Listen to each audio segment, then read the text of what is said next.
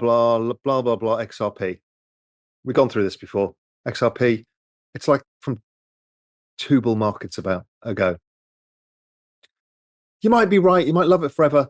Just please move to whatever the strong momentum is. Was he wrong about XRP because it's just pumped 103% in the last 14 days? In this video, I'm going to share 3 reasons why XRP could pump further from here and whether it's a good time to enter XRP. There's so much happening in the altcoin market right now, so make sure to stay till the end for the biggest altcoin comeback. This is your Altcoin Buzz News. Hey, what's up everyone? My name is Cody, and if you're new here, make sure to like, subscribe, and turn on notifications so you know when I drop latest content. Follow us on Twitter, AltcoinBuzzIO, and as always, not financial advice, and wish you the best of luck in your crypto ventures. Alright guys, starting off with Bitcoin. If you watched the TA video I did yesterday, we said that we didn't want to do anything on Bitcoin until we reclaim this level. So we came up here and then we wicked into this level, and now we're rejecting here before Monday morning New York Open. So we don't want to do anything until we break through this level and then reclaim it around 98,000. Conversely, if we do come down here and have a bit of a double bottom around 91,000 and a half, we could buy here, but we don't want to catch a falling knife. So we want to watch it come through this level and then reclaim the level, and that's where you would potentially long, because this could just keep going all the way down here towards $86,000, which is a possibility if we do want to sell off this week. I think it's less of a possibility. I think we do come here, have a bit of a double bottom, maybe do a little bit of a higher low here, so something like that, and then we continue upwards towards $100,000 later this week or maybe early next week. So I think that's the possibility for Bitcoin right now. And Lark actually shares this, which we're about to enter the banana zone. So the banana zone is the famous zone in crypto where things go absolutely crazy. And so we're pretty much in that zone right now. So you can see in the past cycles, in 2012, we entered this zone here and we just went parabolic. Same in 2016, same in 2020. And we're pretty much starting that right now. Luckily, we still have, a couple months at least in this banana zone before things, top off. But it looks like we're starting off to a pretty good spot. And then Michael Saylor also shared this presentation on for Microsoft to their board of directors. And so I'm gonna play a little bit of this real quick, and I'll show you his reasoning for Bitcoin. Never sell your Bitcoin.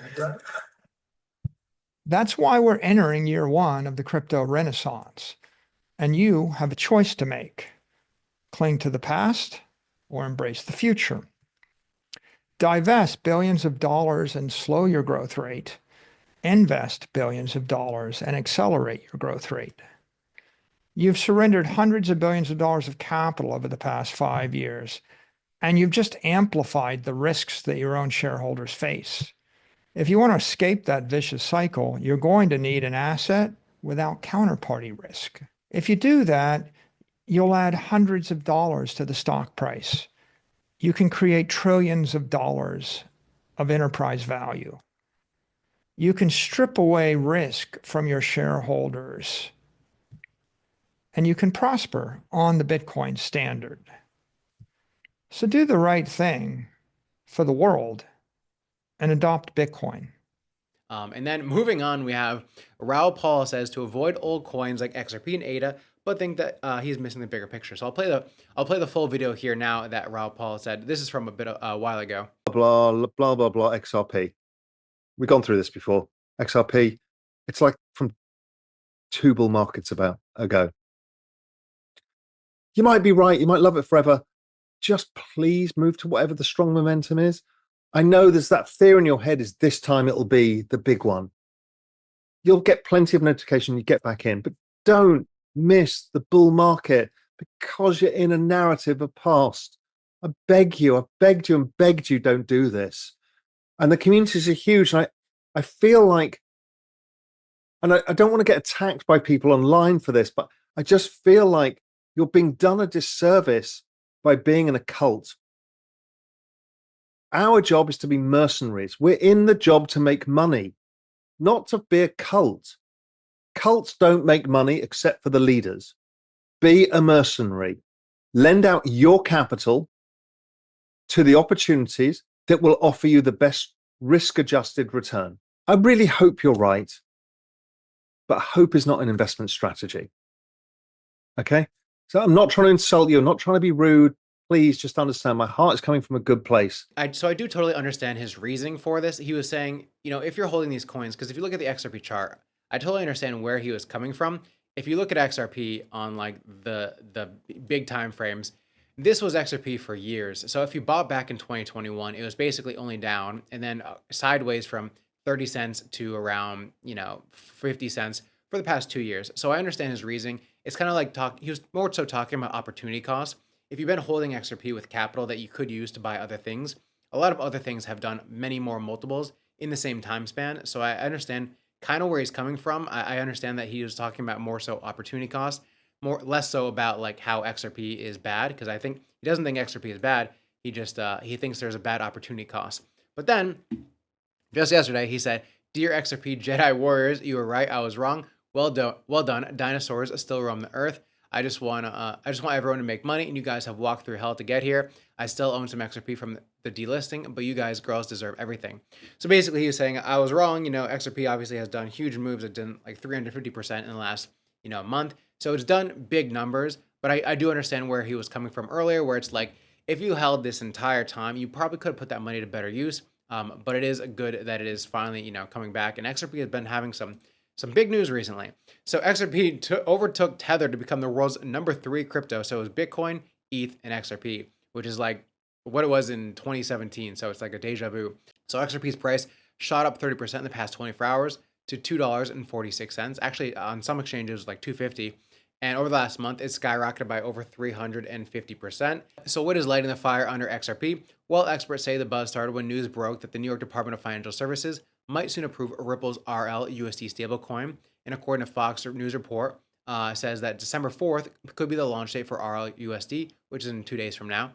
And although Ripple hasn't confirmed this, they have been talking about RLUSD for a very long time, which would be very big for XRP. And the crazy thing about the stablecoin, which is built on the XRP ledger, is that it will burn XRP with each transaction, making XRP more deflationary, thus going up in price. And so XRP has been having a lot of great news recently. And so Ripple and the SEC have been locking horns since 2020, and the SEC accused Ripple of raising $1.3 billion by selling XRP as an uninsured security. We've been talking about this for years now, and now that a new SEC leader might come in, they might drop or settle the lawsuits, including the one against Ripple. So the main 3 reasons why Ripple could continue going up is 1, the RLUSD could launch on December 4th, which is in 2 days. The SEC could be ending their case, especially if Gary Gensler leaves and a more crypto-friendly SEC chair comes in. And then we have the new pro chair, and then we also have crypto legislation, which is passing. No capital gains on crypto. I don't know if that one's going to be fully true. But banks and digital assets are also going to be using daily payment and business flows with XRP. So XRP and Ripple are going to be getting a lot more business going into this new crypto-friendly administration, and banks around the world may be using Ripple for some things, and potentially even legacy banking giant Swift. Now, if you guys watched the TA video yesterday, this was an absolute crazy call, and I actually didn't expect this to happen in one single night. I plotted out this chart last night and said this would be a great place to enter. It was around 191. I was like, you put the stops below this candle here at 180, and then you target right maybe 250 for your first take profit, and then maybe a bit higher towards the new all-time highs. Previous all-time highs were $3.33 ish. So this would be your first take profit, and then your second would be maybe up here. And we hit this in a single night, which is absolutely crazy. So if you watch those TA videos, you're doing pretty well because some of these calls have been pretty crazy. And so absolutely insane. This was 31% overnight in a couple hours. So XRP doing pretty amazing. Then we have sentiment saying, as Bitcoin has recovered above 96.6 today, which is a little bit down now, here's some top 10 coins among the 500 plus million market cap, seeing sentiment rise compared to the prior week. Number 1 is Chainlink. So Chainlink's been seeing actually a huge rise, and we're going to get to the T in a second, but Chainlink posted this from Microsoft. They said, we can connect the CCIP solution to create an interoperability layer. So big institutions are starting to use Chainlink. Then we also have Chainlink saying OP Mainnet has officially joined Chainlink Scale alongside Optimism, superchain networks like Base and Sonium. Data streams, functions, and VRF are all now so live on OP Mainnet, enabling devs to build feature-rich apps with all the Chainlink services. And then at the same time, the Tron DAO joined Chainlink Scale, Chainlink data feeds to secure $6.5 billion plus in the Tron DeFi TVL. So a lot of big things happening for Chainlink. Now, Chainlink is one of the ones that is currently up on the day. And this is actually funny. This is a chart we drew a little bit ago, probably half a month ago. We said if it reclaims this major level here, this major level at $13, and what you can see here, it did this level reclaim, then it is off to the races. So this is a trade we missed, but this would have been a perfect trade. So now we've come down here, we've broken through the next level of resistance, and I want to see a very similar thing where We come back down here towards 1870-ish, and then we continue back upwards and start to make new highs. This was the March high around $22. So imagine if we come back down here, consolidate around $18.80, we'll head to this high very, very soon with a lot of new stuff. And it seems like a lot of Dino coins are doing very well, and Chainlink is definitely a Dino coin as well. So if Dino coins continue to do well, I'm sure Chainlink will do well as well. What if you could own a piece of history like the Blarney Stone here? In all the talk of tokenizing assets we hear, it's always about real estate or financial assets. But what about tokenizing a valuable piece of history? For example, take the ball from Hank Aaron's 715th home run.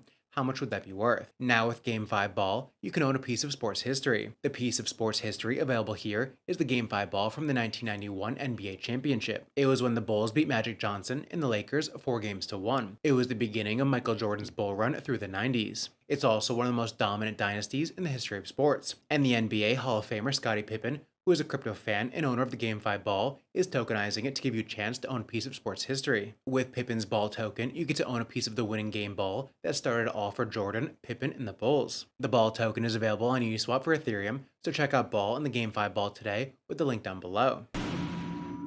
We have, are you keeping an eye on the Virtuals protocol ecosystem? So we actually made a full video on this recently about how AI agents are this new upcoming narrative in crypto. And we think we're pretty early to this narrative. We made a full video on it a couple days ago, which you guys can see. I'll put a link down below. A couple days ago, we talked about all these things you could be doing with virtuals and other AI agents. Now in this article, we actually have a bunch of different AI agents, and there's a lot of them. So I'll put this article down below so you can read through it, but I'll go through a couple of them now. So this fast-growing space is driven by boom and AI-powered projects that are shaping the future of digital interactions. And from crypto analysis to music creation, these AI agents are paving the way for a new, hyper-personalized experience. And here's a breakdown of the top 10 AI agents. We'll go through a couple, and I'll leave you to read the rest.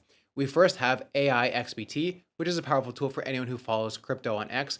It uses AI to analyze trends and spot high momentum plays, and token holders can get access to cutting edge analytics, which can help them stay ahead of the game and make smarter investment decisions. So if you're looking for a faster way to get inside scoop, it's AI XBT. Then we have Luna, which gained popularity on TikTok in 2024, which has transformed from a canceled icon to a leader in the AI space with the Luna token. And her project is focused on using AI to take over the blockchain world. And Luna is aiming for global AI domination. Her ride shows the power of AI. And Luna is one of the biggest on virtuals. I think it might actually be the biggest, with about $100 million market cap. And then we have Saint, which is your blockchain guide powered by AI, designed to help users chat with AI inspired by the legendary Satoshi Nakamoto.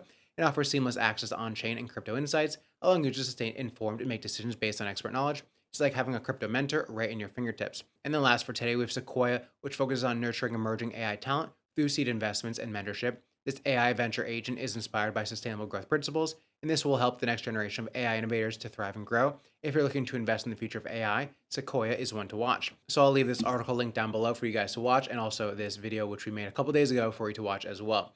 Then lastly, we have Ethereum whales are spending $188 million on Ethereum, eyeing a $4,000 price target. So Ethereum has actually made a comeback recently. It reached almost $3,700, I believe. So on-chain data shows that these large holders have been snapping up ETH with over 51,450 tokens, worth a whopping $188 million purchased in just 2 days. And so whales are these big-time players, obviously in the crypto world, that hold massive amounts of tokens, and their buying or selling decisions can rock the market. Now, their positive net flow is bullish signal, showing that whales are buying more ETH than they're selling, and it's like seeing the early signs of a storm brewing, but this time, it's good news for Ethereum fans.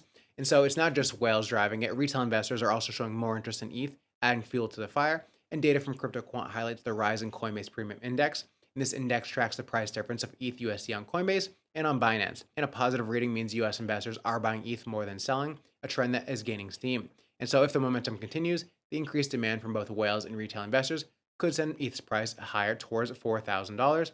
So if we go to ETH, Bitcoin's having a little bit of a sell-off today. So obviously, crypto and the rest of the market is going to follow.